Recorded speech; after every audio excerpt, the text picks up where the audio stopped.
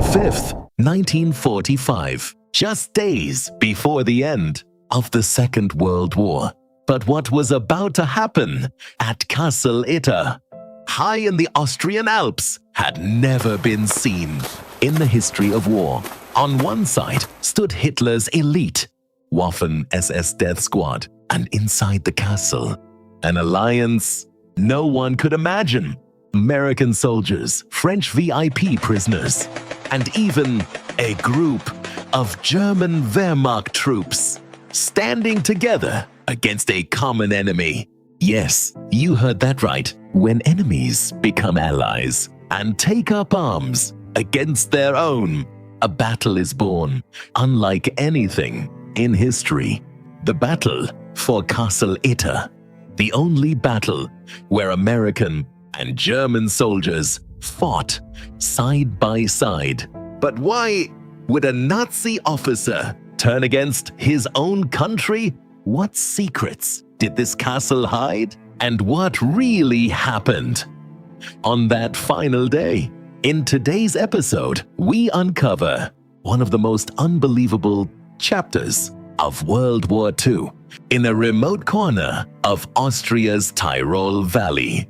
Surrounded by mountains stood a medieval fortress, Castle Itter. From a distance, it looked like something from a fairy tale, quiet, beautiful, untouched. But behind that beauty, inside every stone, every wall, every shadow, was hidden one of the darkest and most terrifying chapters of the Second World War. 1943, the Nazis transformed this historic castle into a prison.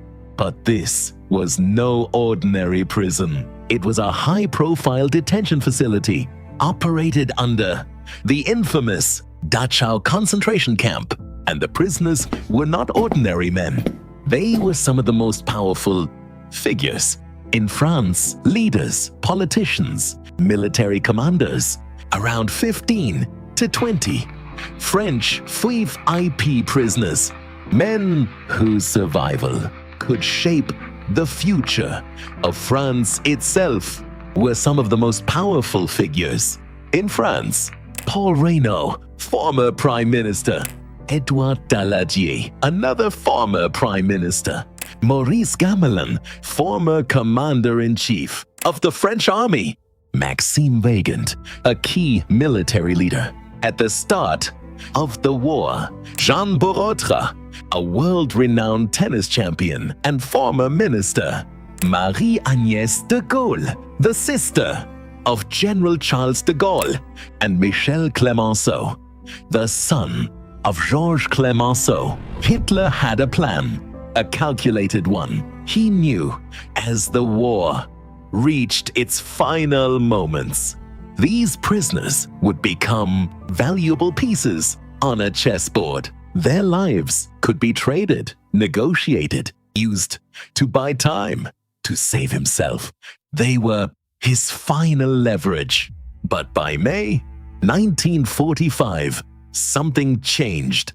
The air felt different. The war had turned. Hitler's fall was no longer a possibility. It was inevitable. And then a secret order was issued to the SS. Brutal, absolute. No prisoner is to be left alive. The objective was clear. Before the war ended, every witness had to be eliminated, because as long as they lived, the truth would survive. Living proof of Nazi war crimes. And from that moment, Castle Itter was no longer a prison. It became something else, an invisible, inescapable death trap. Inside the castle walls, the prisoners were still alive. But with every second, they moved closer to an inevitable end. The distance between freedom and death was now just moments. And from this point began one of the most unbelievable chapters in history. A story so extraordinary, it defies imagination. May 4th, 1945, the final hours of the war. And then everything changed. One morning, the Nazi gods abandoned the castle. They fled. Fear had taken over as the situation spiraled out of control.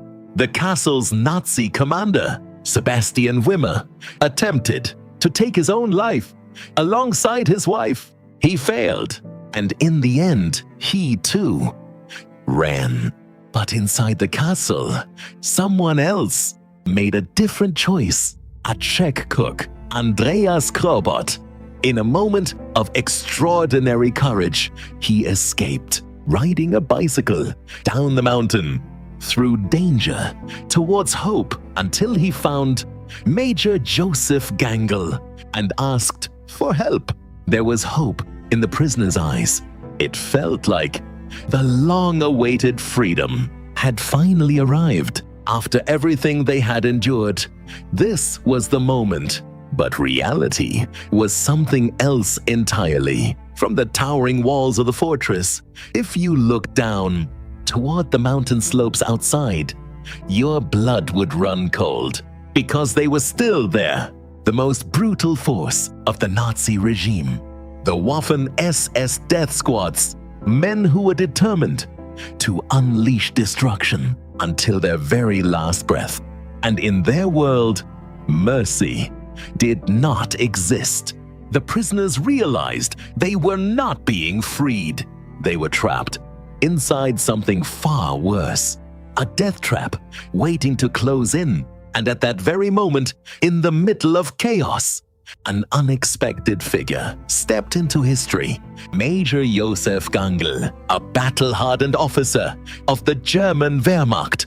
But in that moment, he was more than just a soldier, because his conscience could no longer stay silent. Gangl understood if the SS were not stopped, the prisoners' deaths were only a matter of time. So he made a choice, a dangerous one. Gathering a small group of loyal soldiers, he secretly joined forces with the Austrian resistance. But deep down, he knew the truth. Against the overwhelming power of the SS, this would not be enough. Taking the greatest risk of his life, he turned his back on his own army. With a white flag in his hand, he moved forward toward the American lines, into the unknown.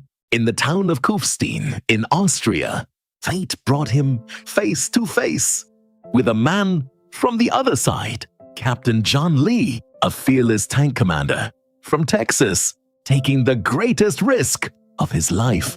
He turned his back on his own army. With a white flag in his hand, he walked forward toward the American lines. In Kufstein, Austria, he met Captain John Lee, a tank commander from Texas. Just days before, they had been enemies, fighting on opposite sides of the battlefield. But that day, everything changed. Gangl made an offer, one that seemed impossible. He wanted to fight alongside the Americans, against the SS, his own side.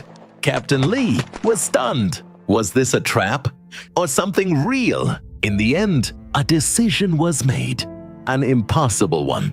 Former enemies reached out as allies, and in that moment, one of the strangest alliances of World War II was born. At dawn, on May 5th, the attack began. Around 100 to 200 trained SS soldiers surrounded Castle Itter, armed with heavy weapons. Inside the castle, the defenders took their positions. 14 American soldiers, 10 German troops, and the French prisoners. Among them were two men who had once been enemies, Paul Reynaud and Edouard Daladier, political rivals who refused to even speak to each other. But when the attack came, everything changed.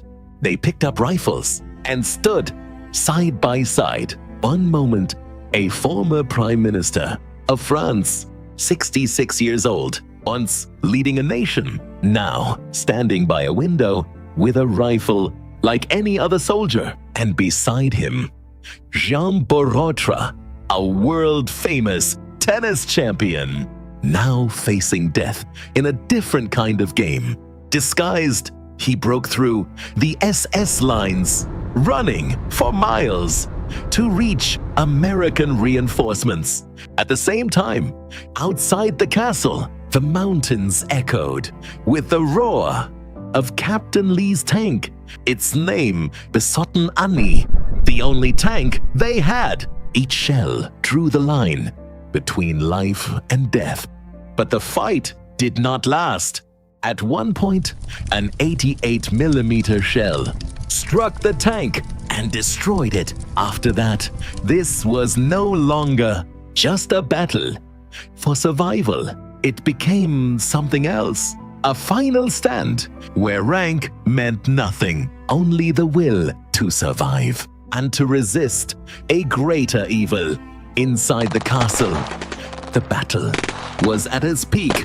Gunfire echoed from every corner. Then, in a single moment, everything changed. An SS sniper took aim. His target, Paul Reynaud, standing by the window. The trigger was pulled, but fate had other plans. Major Joseph Gangle saw it coming. Without hesitation, he jumped forward, pushing Reynaud out of the way to safety. The bullet struck him instead, straight through his head. Gangle fell on the spot. In that moment, a German officer gave his life to save a former enemy. The ground of Castle Itter was stained with his blood, but something else survived. Humanity. The defenders were on the edge. Then a sound echoed through the Tyrolean mountains. A sound they had been waiting for. The 142nd Infantry Regiment. American tanks moving in, rolling down the slopes with unstoppable force. When the SS saw them, they knew it was over. They began to retreat, abandoning the battlefield one by one. And just like that, Castle Itter was free. The guns fell silent. The smoke slowly cleared, and under the open sky, something rare could be seen. No borders, no divisions. American soldiers and German troops standing together, side by side. The French prisoners embracing their rescuers. In the middle of destruction, this unlikely alliance had won. And in doing so, they proved something simple. Even enemies can stand together for what is right. By midday, ammunition was running out. Major Joseph Gangle, a man who wrote his name into history through sacrifice. He is remembered even today as a national hero in Austria, with honor, with respect. On that day, he proved something important. A uniform does not define a man, nor does a flag. What defines him are his actions and his conscience. The Battle of Castle Itter leaves behind a lesson. Even in the darkest moments, when the world is filled with hatred and war, people can still come together for something greater, for humanity. Even enemies can stand on the same side if the cause is just. And if this is a story you had never heard before, then maybe it was worth telling. But one question still remains. Was he a traitor for turning against his own army, or a true hero who chose to save lives?